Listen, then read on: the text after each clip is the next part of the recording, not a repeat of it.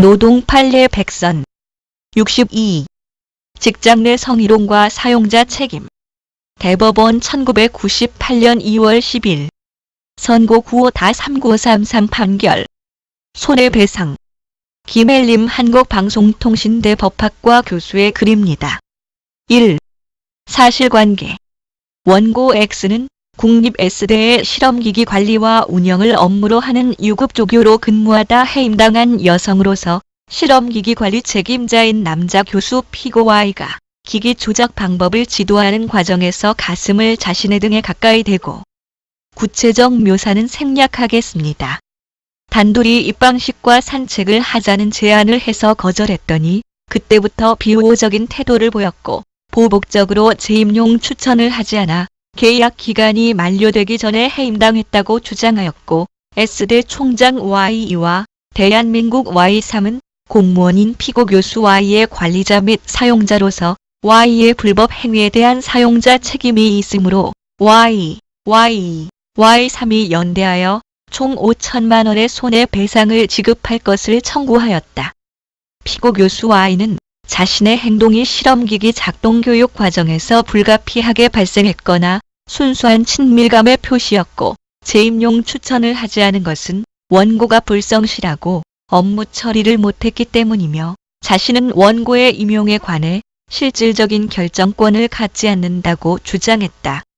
1심에서는 Y에게 3천만 원의 손해배상 지급을 하라고 판결했고, 총장 Y에 대해서는 자율성을 가지는 교수에 대해 구체적 감독을 할 수 없는 위치였고, 대한민국 Y3는 바람직한 근무 환경을 조성할 의무가 있는 건 아니라는 이유로 손해배상을 할 책임이 없다고 하였다.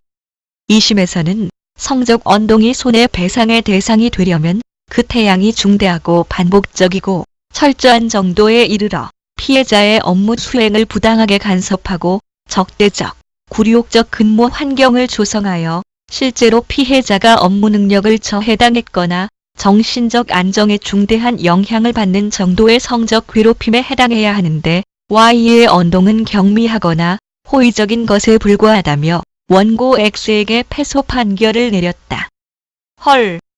대법원은 이런 원심 판결을 파기하고 서울고등법원에 환송하였으나 Y2와 Y3의 사용자 책임은 부인하였다. 2. 판결의 내용. 1. Y의 언동에 관한 판단. 성적 표현 행위의 위법성 여부는 쌍방 당사자의 연령이나 관계, 행위 장소 및 상황, 동기나 의도의 유무, 상대방의 명시적 또는 추정적 반응, 행위의 내용 및 정도, 행위가 일시적인지 계속적인지 여부 등 구체적 사정을 종합하여 그것이 사회 공동체의 건전한 상식과 관행에 비추어 볼 때 용인될 수 있는 정도의 것인지 여부, 즉 선량한 풍속 또는 사회 질서에 위반되는 것인지 여부에 따라 결정되어야 한다. 피고 Y의 언동은 분명히 성적인 동기와 의도를 가진 것으로 보여지고, 그 언동이 집요하고 계속적인 까닭의 사회 통념상 허용되는 단순한 농담 또는 호의적이고 권유적 언동으로 볼 수 없고, 피해자에게 성적 굴욕감이나 혐오감을 느끼게 하는 것으로서 피해자의 인격권을 침해한 것이며, 이는 선량한 풍속 또는 사회 질서에 위반하는 위법한 행위이다. 성희롱의 위법성 문제는 이를 일반 불법 행위의 한 유형으로 파악하여 행위의 위법성 여부에 따라 판단하면 족한데도, 원심은 성적 괴롭힘이라는 새로운 불법 행위의 형태를 만들고 그 성립 요건을 엄격하게 한 것은 불법 행위를 구성하는 성희롱의 요건, 한계, 입증 책임과 인격권 침해 등 정신적 손해의 배상에 관한 법리를 오해한 위법을 범한 것이다. 이 피고 Y의 불법 행위에 대한 사용자 책임 판단. 근로관계는 인적 신뢰관계를 기초로 하는 것이므로 사용자가 보수지급 의무 외에도 피용자의 인격을 존중하고 보호하며 쾌적한 근로 환경을 제공함으로써 피용자를 보호할 의무를 부담하는 것은 당연하다. 그러나 다른 피용자의 성희롱 행위가 그의 사무집행과는 아무 관련이 없을 뿐만 아니라 은밀하고 개인적으로 이루어지고 피해자도 이를 공개하지 아니하여 사용자로서는 이를 알 수 있었다고 보여지지 않다면 이 경우까지 사용자가 보호 의무를 다하지 않았다고 할 수는 없다.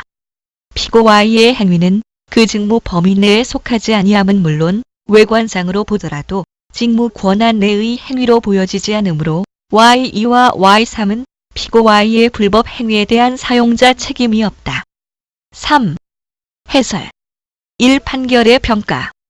대상 판결은 성희롱의 불법 행위를 인정한 최초의 대법원 판결이며 성희롱 성립에 관한 판단 기준과 종업원의 성희롱 행위에 대한 사용자 책임에 관한 법리를 최초로 제시한 판결이라는 역사적 의의를 가진다. 대상 판결에 공모되어 성희롱에 관한 소송이 잇따라 제기되었고 성희롱을 금지하는 입법이 추진되었다. 그러나 한편 이 판결은 두 가지 부정적 영향력을 끼쳤다고 본다. 하나는 민법의 불법 행위 성립 요건인 고의를 성희롱에 있어서 성적 동기나 의도로 보고 그 유무를 성희롱의 성립에 관한 판단 기준의 하나로 제시하여 판사가 피고의 행위에 성적 동기나 의도가 없다고 보면 피해자가 성적 굴욕감을 심하게 느꼈다고 호소해도 성희롱이 성립되지 않는다고 판시한 판결들이 잇따라 나왔다. 또 다른 문제는 교수가 업무 관계에 있는 조교에게 교내에서 성적 언동을 했음에도 그 행위가 직무 범위 내에 있지 않으므로 업무 관련성이 없다며 사용자의 불법 행위 책임을 인정하지 않아 그 영향으로 업무 관련성을 좁게 해석하여 사용자 책임을 부정하는 판결들도 잇따라 나왔다.